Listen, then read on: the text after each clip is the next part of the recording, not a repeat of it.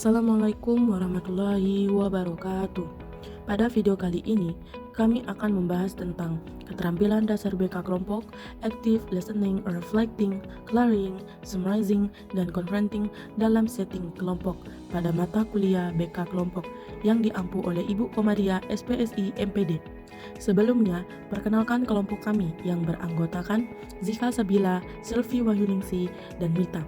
Untuk memulai pembahasan terlebih dahulu, kita perlu memahami apa yang dimaksud dengan bimbingan konseling kelompok. Bimbingan dan konseling adalah proses dukungan yang diberikan oleh tenaga profesional kepada individu agar mereka dapat memahami diri sendiri, mengatasi masalah, dan mengoptimalkan potensi yang dimiliki. Nah, salah satu jenis layanan dalam bimbingan dan konseling adalah konseling kelompok yang memanfaatkan dinamika dalam kelompok untuk membantu individu berkembang melalui interaksi sosial yang terarah. Pengertian BK kelompok. Bimbingan dan konseling kelompok adalah salah satu bentuk layanan dalam sektor bimbingan dan konseling yang dilakukan dalam setting kelompok dengan memanfaatkan dinamika yang ada sebagai sarana utama dalam membentuk individu. Layanan ini bertujuan untuk membantu individu dalam memahami diri, mengembangkan potensi, serta mengatasi permasalahan melalui interaksi sosial yang terstruktur, terarah, dan terapeutik. Nah, dalam prosesnya, konseling kelompok melibatkan sejumlah individu yang memiliki kebutuhan atau permasalahan tertentu, di mana dipandu oleh seorang konselor sebagai fasilitator. Nah, konselor berperan mengelola dinamika kelompok agar tercipta suasana yang kondusif, sehingga anggota dapat berpartisipasi aktif, saling berbagi pengalaman, serta memberikan umpan balik yang konstruktif.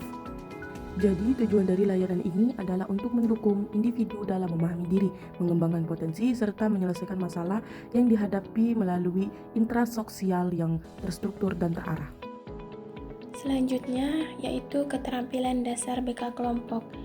Keterampilan dasar dalam BK kelompok adalah kapasitas yang perlu dimiliki oleh konselor untuk menjalankan proses konseling dengan cara yang efektif.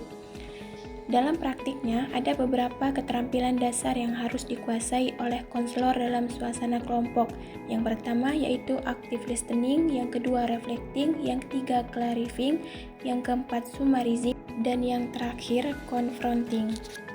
Yang pertama, active listening atau mendengarkan aktif adalah keterampilan dasar yang memaksa konselor untuk fokus sepenuhnya pada apa yang disampaikan oleh anggota kelompok, baik secara lisan maupun nonverbal, di mana seorang konselor harus memberikan fokus penuh pada anggota kelompok, baik melalui ucapan maupun bahasa tubuh. Dengan menjaga kontak mata dan memberikan respon verbal yang mendukung, konselor menciptakan suasana hangat yang membuat anggota merasa dihargai dan lebih berani mengekspresikan perasaannya secara mendalam. Nah, yang kedua yaitu clarifying atau klarifikasi adalah keterampilan yang digunakan untuk menjelaskan pernyataan anggota kelompok yang tidak jelas atau ambigu. Di sini menjelaskan pernyataan yang terasa tidak jelas atau membingungkan. Nah, keterampilan ini sangat berguna ketika anggota menyampaikan pengalaman yang tidak terstruktur, sehingga konselor dapat membantu mereka mengutarakan pikiran dengan lebih terarah. Tujuannya adalah untuk menghindari kesalahpahaman dan memastikan setiap pesan dapat dipahami dengan benar oleh seluruh anggota kelompok. Selanjutnya, reflecting atau refleksi adalah keterampilan untuk mencerminkan kembali perasaan atau isi pembicaraan anggota kelompok dengan maksud membantu individu memahami kondisi emosional dan pemikirannya secara lebih dalam, yang dimana berfungsi untuk mencerminkan kembali perasaan atau isi pembicaraan anggota kelompok. Nah, praktiknya dilakukan dengan mengulang pernyataan menggunakan istilah yang lebih sederhana agar individu dapat memahami kondisi emosional dan pikirannya sendiri secara lebih jernih. Hal ini penting untuk membangun rasa diterima dan memperkuat kepercayaan dalam proses konseling. Bagian ini kita membahas tentang keterampilan merangkum atau summarizing adalah kemampuan untuk menyusun kembali inti dari pembicaraan yang sudah berlangsung menjadi lebih singkat, jelas, dan mudah dipahami. Keterampilan ini sangat penting dalam konseling kelompok karena berfungsi untuk menjaga agar diskusi tetap fokus dan tidak melebar ke topik lain. Selain itu, merangkum juga membantu anggota kelompok memahami apa saja yang sudah dibahas. Biasanya merangkum dilakukan di akhir sesi atau setelah satu topik selesai dibicarakan. Dengan adanya ringkasan, anggota kelompok bisa lebih mudah menarik kesimpulan kesimpulan dan memahami hasil diskusi yang telah dilakukan. Jadi, dapat disimpulkan bahwa merangkum membantu memperjelas proses menguatkan pemahaman dan meningkatkan efektivitas konseling kelompok. Selanjutnya, kita masuk ke keterampilan konfrontasi. Konfrontasi adalah kemampuan untuk menunjukkan adanya perbedaan antara ucapan, perasaan, dan tindakan seorang, namun dilakukan dengan cara yang tepat dan tidak menyudutkan. Tujuan dari konfrontasi ini adalah untuk membantu individu menyadari adanya ketidaksesuaian dalam dirinya, sehingga dapat meningkatkan kesadaran diri dan mendorong perubahan perilaku ke arah yang lebih baik. Namun, dalam pelaksanaan konfrontasi harus dilakukan dengan sangat hati-hati.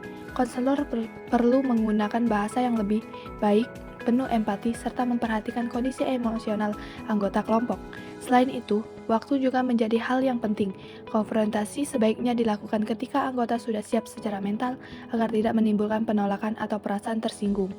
Jika dilakukan dengan tepat, konfrontasi dapat membantu anggota kelompok menjadi lebih jujur pada diri sendiri, meningkatkan kesadaran diri untuk mendukung perubahan positif. Yang terakhir yaitu penerapan keterampilan dasar dalam setting kelompok, di mana penerapan keterampilan dasar dalam setting kelompok merupakan kunci utama keberhasilan bimbingan dan konseling kelompok. Keterampilan seperti mendengarkan secara aktif, empati, klarifikasi, merangkum, dan konfrontasi membantu anggota kelompok memahami diri serta masalah yang dihadapi secara lebih mendalam. Dalam pelaksanaannya, konselor tidak hanya berperan sebagai pemberi dukungan, tetapi juga sebagai fasilitator yang mampu menciptakan suasana yang aman, terbuka, dan penuh kepercayaan sehingga anggota kelompok merasa nyaman untuk mengungkapkan pikiran dan perasaannya. Penerapan keterampilan ini dilakukan melalui beberapa tahapan. Yang pertama yaitu pembentukan.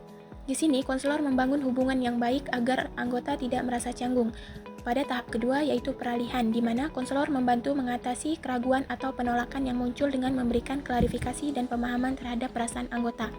Selanjutnya, pada tahap kerja, konselor mengarahkan anggota untuk mengeksplorasi masalah secara lebih mendalam serta mendorong perubahan perilaku yang lebih baik. Dan yang terakhir, pada tahap penutupan, konselor merangkum hasil konseling dan mengajak anggota merefleksikan pengalaman serta merencanakan langkah ke depan.